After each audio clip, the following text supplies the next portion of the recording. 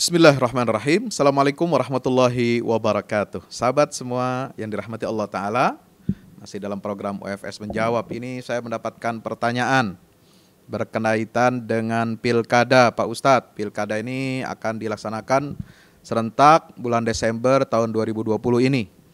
Dan pemerintah juga bersama DPR, partai-partai politik telah menetapkan bahwa pilkada serentak tetap dilaksanakan walaupun di tengah pandemi dengan persyaratan ketat untuk tetap masyarakat mentaati protokol kesehatan. Nah, bagaimana hukumnya ini Pak Ustadz? Apakah kita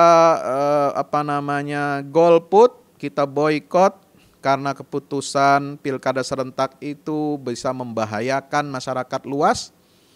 Ataukah kita tetap ikut dalam pemilu, mencoblos? Baik, bismillah. Walhamdulillah wassalatu wassalamu ala rasulillah wa ba'du.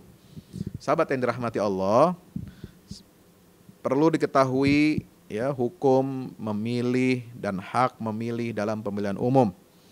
Dan nanti baru saya akan masuk bahasan tentang bagaimana hukumnya ikut memilih ya pilkada di tengah pandemi. Ya, pertama, Majelis Ulama Indonesia telah memfatwakan haramnya golput.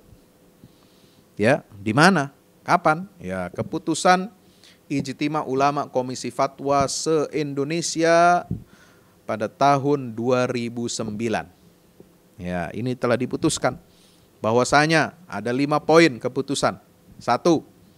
Dalam keputusan Ijtima Ulama Komisi Fatwa se-Indonesia, ulama Indonesia ini berijma, kumpul pada tahun 2009 itu. 1. Pemilihan umum dalam pandangan Islam itu adalah upaya untuk memilih pemimpin atau wakil yang memenuhi syarat-syarat ideal bagi terwujudnya cita-cita bersama sesuai dengan aspirasi umat dan kepentingan bangsa. Yang kedua, memilih pemimpin dalam Islam itu adalah kewajiban untuk menegakkan imamah dan imarah dalam kehidupan bersama. 3.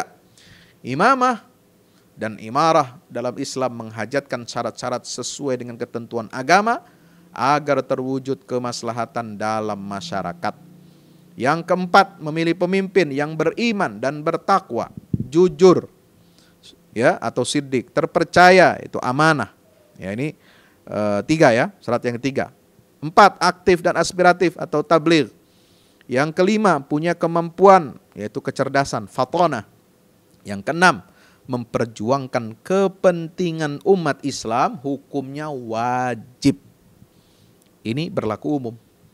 Ya, ada atau tidak ada pandemi ini.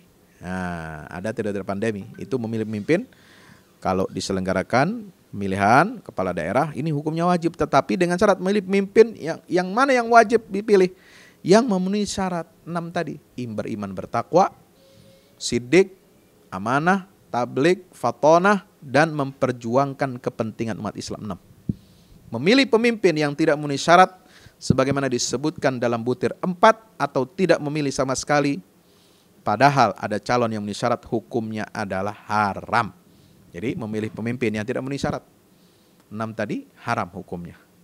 Atau tidak memilih sama sekali padahal ada calon yang memenuhi syarat, hukumnya itu adalah haram. Ini keputusan Ijtima Ulama. Nah, bagaimana dalam kondisi pandemi ini? Nah, sahabat yang dirahmati Allah Subhanahu wa taala, ormas Islam termasuk MUI, NU, Muhammadiyah dan yang lain-lainnya serta semua elemen bangsa sudah minta kepada pemerintah menuntut supaya pilkada serentak ditunda.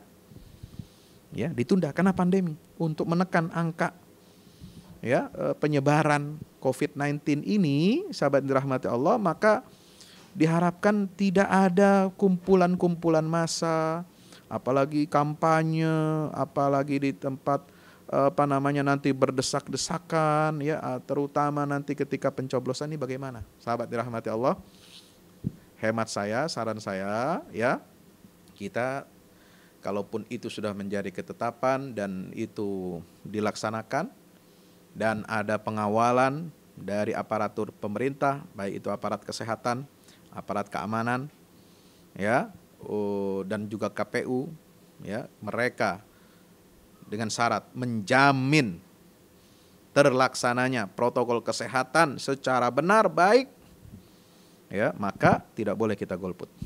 Kalau ada pemimpin yang memenuhi syarat untuk kita pilih, 6 syaratnya tadi, wajib memilih yang memenuhi syarat itu, ya. Kalau bagaimana dengan pandemi? Iya, kita jaga diri sendiri. Protokol kesehatan kita tegakkan.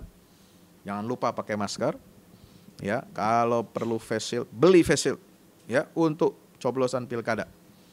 Ya, kemudian bawa hand sanitizer, ya. Jangan berdekatan dengan pemilih lain atau berkerumun atau ngobrol dengan membuka masker, jangan. Haram hukumnya, ya. Harus jaga jarak. Dan pilihlah sesuai dengan aturan yang berlaku. Ya, kalau perlu bawa pulpen sendiri buat nusuk. Ya, jangan pakai bekas tusukan orang lain. Kan di situ kan ada paku, ya. Nah, kalau kertasnya kan baru kertasnya. Nah, kita juga harus hati-hati. Setelah kita mencoblos, pakai hand sanitizer atau cuci tangan. Dan kita coblosnya itu pakai pulpen sendiri atau apalah, ya, begitu ya. Jadi ini untuk menghindari terjadinya madorot. Nah, kalau ini bisa dilakukan, ya, maka kita harus memenuhi fatwa Majelis Ulama Indonesia. Kenapa? Karena kalau kita tidak memilih, golput, ini madorotnya jauh lebih besar. Nanti akan dimanfaatkan oleh calon-calon yang tidak berkompeten, tidak memenuhi syarat.